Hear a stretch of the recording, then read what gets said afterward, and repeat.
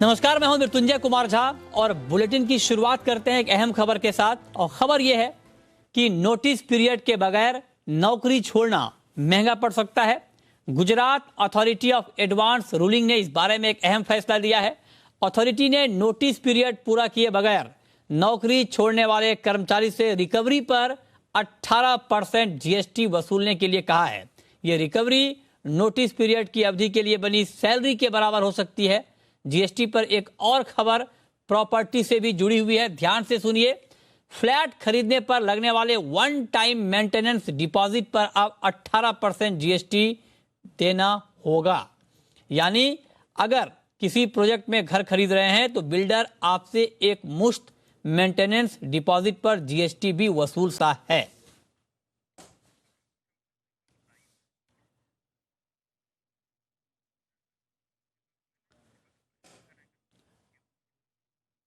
और इस खबर पर डिटेल में समझाने के लिए हमारे सहयोगी दीपक यादव इस वक्त हमारे साथ मौजूद हैं। दीपक, बताइए क्या पूरी खबर है और ये कितना बड़ा झटका है खास करके नौकरी पेशा लोगों के लिए और जो घर खरीद रहे हैं उनके लिए। मृत्युंजय, ये सबसे बड़ी बात यह है कि आम लोगों से जुड़ी हुई खबर है, चाहे वो नौकरी पेशा हो या घर खरीदार हो, और दोनों ही आम लोग होते हैं। जीएसटी को लेकर ये बड़ी खबर आम लोगों के लिए इस तरह से है कि यदि आप कहीं पर नौकरी करते हैं, जैसा कि आपने बताया, और आप सडनली नौकरी चेंज कर रहे हैं, किसी नई नौकरी में जाना चाहते हैं, आपके पास नोटिस पीरियड सर्व करने का भी समय नहीं है, तो कहीं कहीं पर 1 महीने का नोटिस पीरियड होता है, कहीं पर 3 महीने का नोटिस पीरियड होता है। और इस नोटिस पीरियड को अगर आप स्किप करते हैं, मिस करते हैं, तो फिर आपको हर्जाना देना पड़ सकता है और उस हर्जाने पर 18% जीएसटी भी देना पड़ सकता है, जैसा कि आपने बताया। अब दूसरी बात, यानी घर खरीदारों को लेकर कि जब आप कहीं घर खरीदते हैं तो आप तमाम तरह के चार्जेस देते हैं, उनमें एक मुश्त वन टाइम मेंटेनेंस डिपॉजिट भी होता है। उस मेंटेनेंस डिपॉजिट को जब आप पे करते हैं तो आमतौर पर डिपॉजिट में किसी तरह का टैक्स नहीं लगता है। लेकिन अब जैसा कि अथॉरिटी ऑफ एडवांस रूलिंग ने कह दिया है, तो अब अगर आप किसी बिल्डर के वहां जब वन टाइम मेंटेनेंस पे करेंगे, डिपॉजिट करेंगे, तो आपको बिल्डर अगर अपने अकाउंट में पैसा लेता है तो फिर उसे जीएसटी वो ले सकता है 18%। लेकिन अगर सोसाइटी के अकाउंट में आप पैसा दे रहे हैं, सोसाइटी उसको मेंटेन करेगी, तो वहां पर जीएसटी नहीं लगेगा। अच्छा, तो ये खबर डिटेल में दीपक ने बताई है। दीपक, आप बने रहें। इस बीच हमारे साथ फोन लाइन पर ईएलपी के पार्टनर निशांत शाह भी जुड़े हैं। निशांत जी, बहुत बहुत स्वागत है आपका जी बिजनेस पर। मेरा पहला सवाल आपसे कर्मचारियों को लेकर होगा कि जो नौकरी पेशा लोग हैं, अगर वो अचानक नौकरी छोड़ते हैं, नोटिस पीरियड सर्व नहीं करते हैं, तो उन्हें जीएसटी यहाँ पर देना होगा। क्या ये जो फैसला है, क्या इसे अंतिम फैसला माना जाए या इसको कानूनी तौर पर चुनौती दी जा सकती है? और एक चीज और कि लीगली ये जो डिसीजन है, क्या ये मजबूत है या कमजोर है? मतलब लीगल फ्रंट पे ये गिर जाएगा या ये जो लिया गया है ये तथ्यों के आधार पर है और इसको चुनौती देना मुश्किल होगा?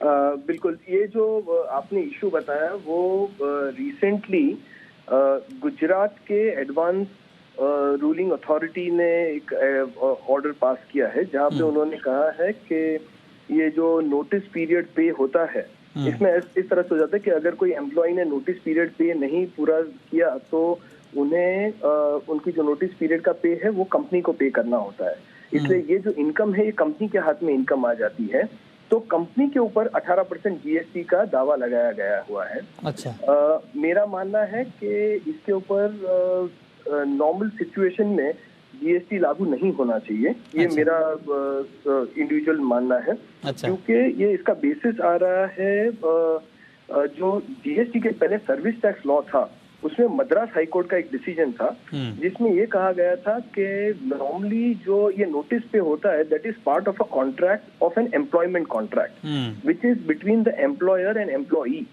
इस कॉन्ट्रैक्ट में एम्प्लॉय हमेशा एम्प्लॉयर को सर्विस रेंडर करता है, कभी एम्प्लॉयर एम्प्लॉय को सर्विस रेंडर नहीं करता है। और कॉन्ट्रैक्ट के अंदर काफी कॉन्ट्रैक्ट में ऐसे होते हैं कि there are certain compensation, there are certain conditions of the contract. Now if the condition of the contract ऐसा है कि जिसके नीचे ऑब्लिगेशन नहीं है, ये जो पे किया जा रहा है नोटिस पे, वैसा कोई ऑब्लिगेशन नहीं है। ऑब्लिगेशन यानी उनको एम्प्लॉयर को कोई सर्विस नहीं देनी है एम्प्लॉय को, ये नोटिस पे रिकवर करने के लिए। अगर सर्विस नहीं देनी है तो ऑब्वियसली वहां पे कोई रेंडिशन ऑफ सर्विस नहीं है, कोई सप्लाई नहीं है। राइट। अगर कोई सप्लाई नहीं है तो उसके ऊपर जीएसटी लागू नहीं होना चाहिए, क्योंकि ये खाली एक फाइनेंशियल ट्रांजैक्शन है। लेकिन गुजरात के एडवांस रूलिंग अथॉरिटी ने इस तरह से इसको लिया हुआ है कि जीएसटी के नीचे एक एंट्री है जिसका नाम है टॉलरेटिंग एन एक्ट। तो उन्होंने इस तरह से कहा है कि कंपनी एक्ट टॉलरेट कर रही है, इसलिए उस तरह से टॉलरेट करते हुए वो सर्विस रेंडर कर रही है एम्प्लॉय को, और इसके लिए जीएसटी लागू होगा 18%। मेरा मानना है कि ये क्वेश्चनेबल हो जाएगा, और अभी आगे कोर्ट क्या डिसाइड करती है उसके ऊपर निर्भर रहेगा। अच्छा, तो आप कह रहे हैं कि ये फैसला बहुत ठीक नहीं है और इसके ऊपर सवाल आगे खड़े होंगे। लेकिन प्रॉपर्टी का जो मसला है दीपक, ये भी कहीं ना कहीं कंज्यूमर के लिहाज से, अगर मान लीजिए बिल्डर मेंटेनेंस लेता है एक मुश्त और उस पर अगर जीएसटी लगेगी तो वो कंज्यूमर के ऊपर भी भार आ सकता है। इसको लेकर आप कुछ पूछना चाहेंगे? निशान जी, आपसे मैं ये समझना चाह रहा था कि आमतौर पर जब कोई कहीं पर प्रॉपर्टी खरीदता है तो अंडर कंस्ट्रक्शन प्रॉपर्टी में तमाम तरह के चार्जेस होते हैं।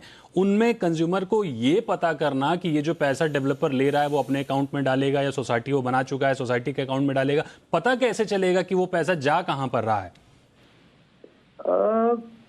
ये तो आपका जो सवाल है, और ये जो एआर में तो 2 मिनट जरा थोड़ा सा बैकग्राउंड देने के लिए जी। ये रूलिंग इस कारण से आ रहा है कि ये भी एक गुजरात एडवांस अथॉरिटी के रूलिंग आई है अभी रिसेंटली, जिसमें उन्होंने कहा है कि जब भी आप प्रॉपर्टी खरीदते हैं तो जो ये वन टाइम मेंटेनेंस डिपॉजिट करते हैं जी, इसमें जीएसटी के नीचे जो कायदा है उसमें ऐसा कहा गया है कि जीएसटी लागू होता है कंसीडरेशन पे, यानी जो आप कुछ खरीद रहे हो उसका जो मूल पे कर रहे हो उसके ऊपर लागू होता है। अगर आप कोई डिपॉजिट दे रहे हो तो लागू नहीं होता है जीएसटी। और इनफैक्ट जीएसटी का कायदा कहता है कि वेदर इट इज रिफंडेबल और नॉन रिफंडेबल डिपॉजिट, अगर वो डिपॉजिट की तरफ पे किया जा रहा है तो वो कंसीडरेशन नहीं है, और अगर कंसीडरेशन नहीं है तो जीएसटी लगना नहीं चाहिए।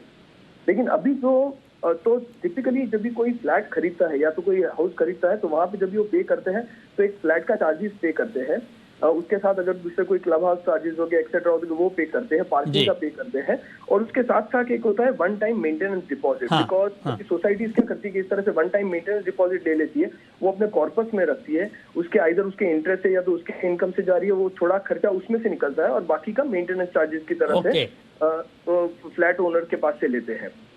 तो सवाल ये आ रहा है कि ये जो वन टाइम मेंटेनेंस चार्ज लिया हुआ है उसके ऊपर जीएसटी लगना चाहिए कि नहीं, क्योंकि इसका नाम है वन टाइम मेंटेनेंस डिपॉजिट। अगर ये डिपॉजिट है तो ये कंसीडरेशन हुआ कि नहीं हुआ वो क्वेश्चन आ रहा है। अब इसमें जो एआर रूलिंग आई है, एआर रूलिंग ने ऐसा कंक्लूड किया हुआ है कि क्योंकि ये डिपॉजिट नॉन रिफंडेबल है, इसको कंसीडरेशन तरह गिना जाएगा और 18% लागू हो जाएगा। ठीक बात, बहुत शुक्रिया निशान जी आपका हमारे साथ जुड़ने के लिए और इन दोनों खबरों को डिटेल में समझाने के लिए कि इसमें किस तरह के प्रावधान किए गए हैं और इसको किस तरह से आगे चुनौती दी जा सकती है। बहुत शुक्रिया दीपक आपका भी।